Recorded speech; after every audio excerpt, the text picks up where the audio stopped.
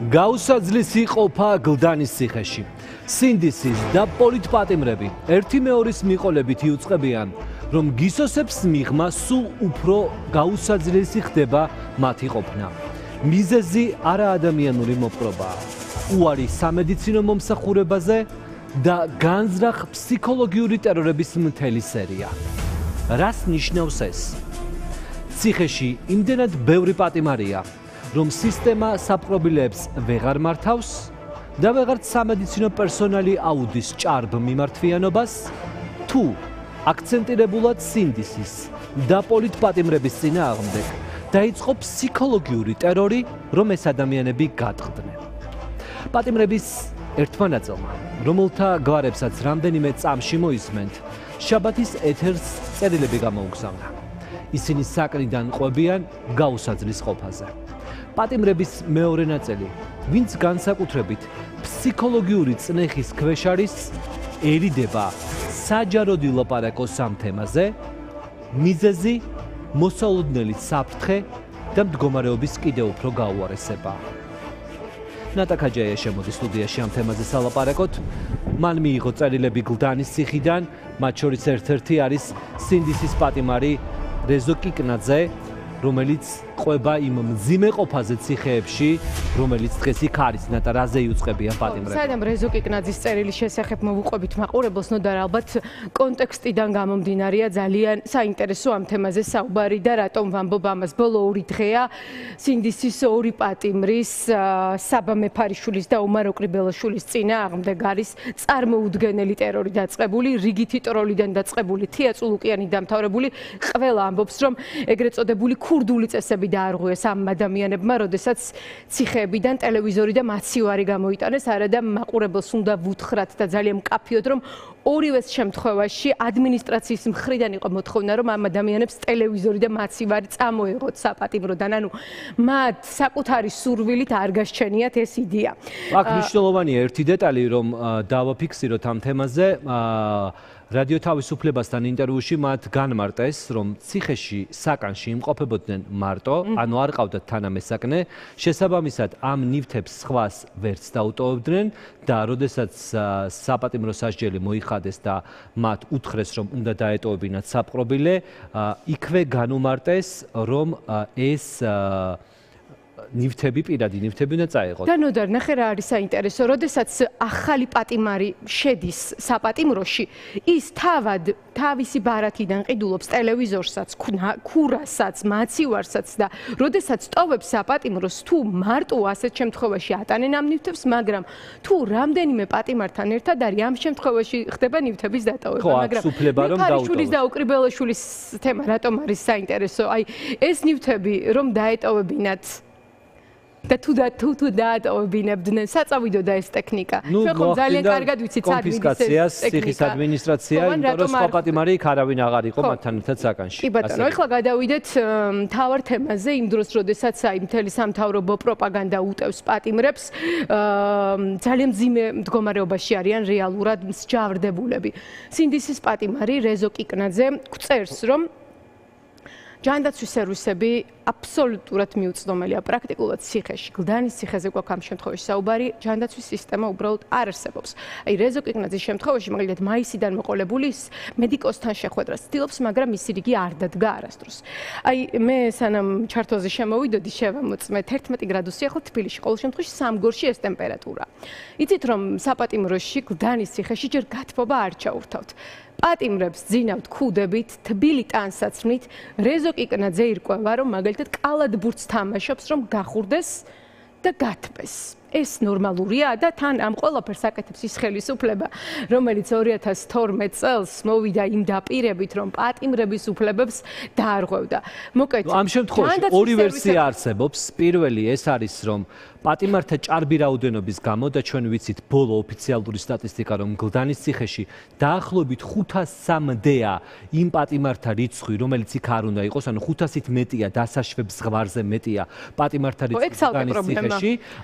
ამ სიტუაციას ვეღარ მართავს უკვე იუსტიციის სამინისტრო და პენიტენციური სამსახური, ან მეორე ვერსია, თუ სიტუაციას მართავენ პერსონალიც ყოფნით, ექიმებიც ყოფნით და ამ მომსახურებას მაინც არ უწევენ იქ მყოფ სინდისის და პოლიტპატიმრებს, ეს იმას ნიშნავს, რომ ამას სპეციალურად აკეთებენ, რომ ამ ადამიანებზე განხორციელდეს ფსიქოლოგიური წნეხი. ნამდვილად, ნოდარ, ჯანდაცვის საკითხთან დაკავშირებით ერთი საინტერესო დეტალი ამბავი, რომელსაც პატიმარი გვიზიარებს. ირკვევა, რომ ცოტა ხნის წინ ირაკლი ნადირაძეც, რომელიც 4 ოქტომბერს აიყვანეს, ჰქონდა ჯანმრთელობის პრობლემა, წნევასთან დაკავშირებული პრობლემა.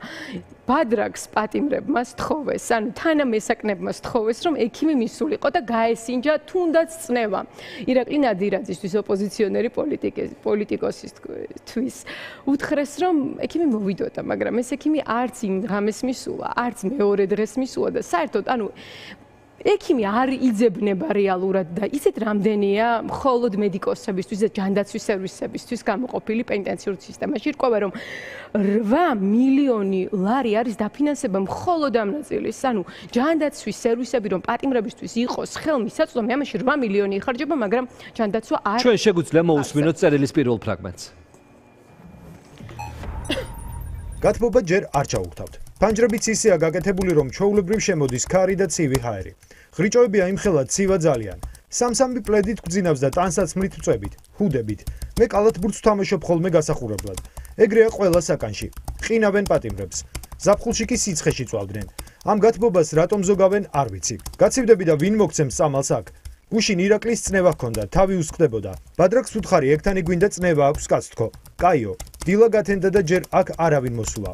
ექიმზე რამდენიც არ უნდა ითხოვო, არ ჩამოგიყვანენ. ამ სართულს დღეს არ ეკუთვნის ექიმიო. ან გეტყვიან დღეს თქვენი რიგი არ არის და ზეგ მოვაო. ანუ როცა მოკვდებით მოვაო. მე პირადად მაისიდან ვითხოვ ექიმთან შეხვედრას, მაგრამ არ გამოდის. ექიმის საკითხი აქ ყველაზე საყურადღებოა. ნატა, სამედიცინო სერვისები არ არის ერთ-ერთი პრობლემა, რომლის შესახებაც სინდისის პატიმრები გვწერენ. კი.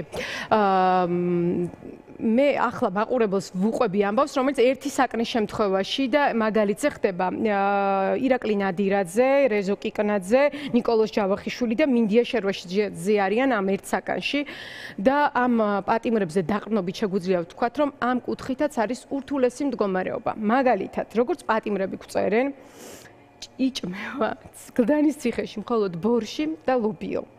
სხვა არაფერი, კერძები მომზადებულია უხარისხო, გაფუჭებული პროდუქტებით ან გაურეცხავი პროდუქტებით.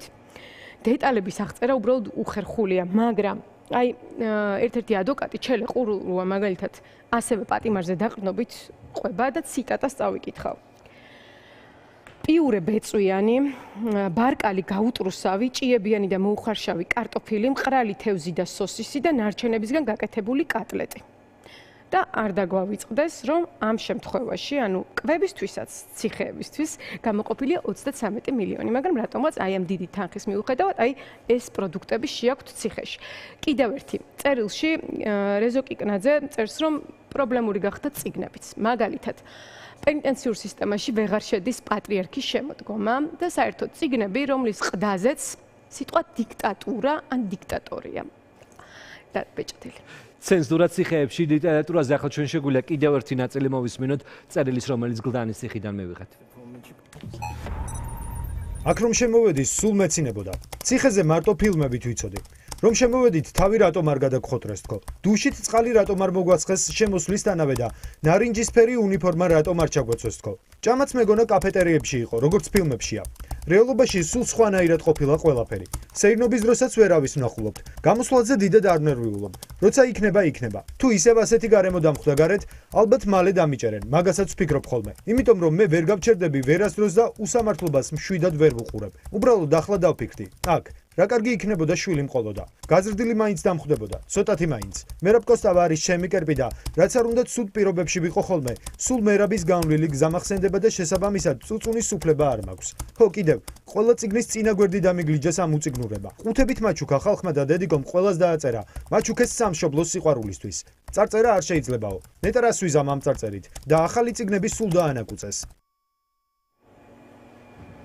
ნატა, როგორც ირკვევა, ეს არ არის ერთეული შემთხვევები, მაგალითად ერთი კონკრეტული პატიმრის შემთხვევა, რომელსაც პენიტენციურ დაწესებულებასთან გააჩნია გარკვეული პრეტენზიები, იმიტომ რომ მართლა ბოლო პერიოდში საგრძნობლად არის გაზრდილი ჩვენს რედაქციაში, ჩვენს ტელევიზიაში პატიმრების წერილები, რომლებიც ერთი და იგივე პრობლემებზე ლაპარაკობენ. კი, პირველებმა დღეს მიიღო გლდანის ციხის კიდევ ერთი პატიმრის წერილი, მაგრამ ამ შემთხვევაში წერილი არის კონფიდენციალური. მსჯავრდებული წერს, რომ ერთ-ერთი ბადრაგი მას ფიზიკურად უსწორდება, აყენებს შეურაცხყოფას, ფსიქოლოგიურ შეურაცხყოფაზეც და ტერორზეც არის საუბარი. დასახელებულია ეს პიროვნება, ეს ყოფილა ვინმე იაშა გუბანოვი, როგორც ირკვევა, ეს პენიტენციურ სისტემაში წლებია დასაქმებულია და დასაქმებული ყოფილა 2012 წლამდე, ანუ ყოფილი ხელისუფლების დროსაც. შეგვიძლია მოვისმინოთ ნაწყვეტი ამ წერილიდან და საინტერესო არის ის, რომ ამ წერილში ეს პატიმარი მიუთითებს, რომ ეს კონკრეტული ბადრაგი გუბანოვი გავლენიანი მფარველების დახმარებით ინარჩუნებს თანამდებობას. და გთხოვს ჟურნალისტებს გავარკვიოთ, ვინ არის ეს ადამიანი. უნდა გავარკვიოთ. მინდა გიამბოთ რეჟიმზე, რომელიც ნომერ მერვე პენიტენციურ დაწესებულებაშია. მესამე კორპუსში მუშაობს ოფიცერი იაშა გუბანოვი, რომელიც 20 წელზე მეტია სხვადასხვა ციხეში მსახურობს. მარტივად რომ ვთქვათ, ქართულ ოცნებას ციხეში ხავს ადამიანი, რომელიც სააკაშვილის მმართველობის დროსაც ავიწროვებდა და აწამებდა პატიმრებს. იაშა გუბანოვი განსაკუთრებით აგრესიულია ახალი და გამოუცდელი პატიმრების მიმართ. გამოირჩევა ირონიით, ცინიზმით და დამამცირებელი დამოკიდებულებით. არ ვიცი, ვინ ფარავს მას და ვინ აძლევს უფლებას პატიმრების დაცინვის და სრულფასოვანი ფსიქოლოგიური ზეწოლის განხორციელებისა. ახალი დირექტორის დანიშვნის შემდეგ ბევრი რამ გამკაცრდა და აიგრძალა. თანამშრომლებმა დაიწყეს უხეში საუბარი და არასათანადო მოპყრობა. რამდენიმე დღის წინ თქვენს არხზე ვუყურე კახა კალაძის ინტერვიუს, სადაც ქალაქის მერი ამტკიცებდა, რომ ციხეებში არსებული ვითარება საუკეთესოა. მინდა გითხრათ, რომ ეს სრული ტყუილია. ციხეში პატიმრებს გვაწვდიან ნახევრად უნდა უხარისხო საკვებს. სოსისი, რომელსაც გვაძლევენ, არის გაურკვეველი წარმომავლობის. შეფუთვაზე არანაირი წარწერა არ აქვს. მხოლოდ რძიანი აწერია, რაც ასევე სიცრუეა. მოხარშული კვერცხი ხშირად მოდის გაფუჭებული, ხოლო ლობიოში კენჭებია. ჯანდაცვის სისტემა საერთოდ არ მუშაობს. არ აქვთ მედიკამენტები, რომლებიც ჩვენ დახურული დაწესებულების პატიმრებს გვჭირდება. უკვე წელიწადზე მეტია აქვე მყოფები. მაქვს მხედველობის პრობლემები და ოფთალმოლოგს უშედეგოდ ვთხოვ დახმარებას.